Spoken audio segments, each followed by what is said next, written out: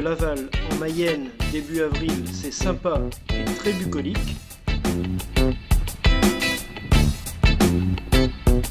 Les directions le centre-ville et la place de RC.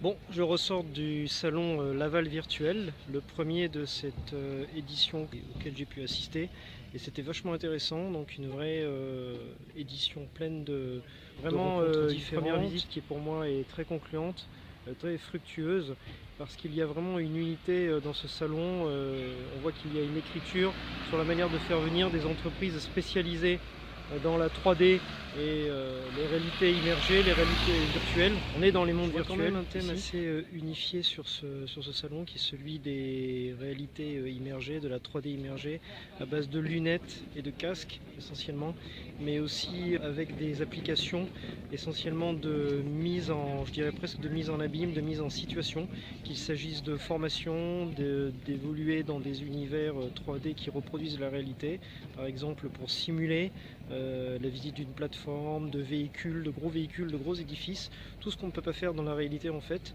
et qu'on va transférer dans le monde virtuel.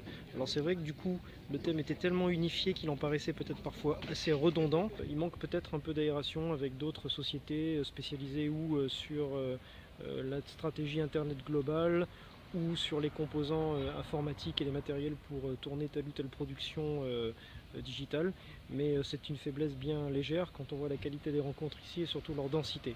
Mais heureusement, les conférences auxquelles j'ai pu assister, dont notamment la conférence de cet après-midi sur l'univers interactif confronté à celui du patrimoine et du tourisme, étaient très intéressants et permettaient de prendre un peu plus de distance sur les besoins professionnels de terrain, toujours très décalés de ce que l'innovation et les laboratoires sont capables de concevoir. Donc je recommande cette manifestation de Laval virtuel et j'y reviendrai sans doute les années suivantes. J'espère que vous avez passé un aussi bon moment que moi ici. Salut! Ici, la visite virtuelle d'une berline sous toutes les coutures et avec un joystick. Là, un écran géant incurvé pour de la visioconférence. Les fameux casques de réalité 3D immergée. Une table tactile avec projecteur d'images 3D manipulable, des visites virtuelles de rayons et linéaires. Enfin, les traditionnels simulateurs de pilotage, ici en Formule 1.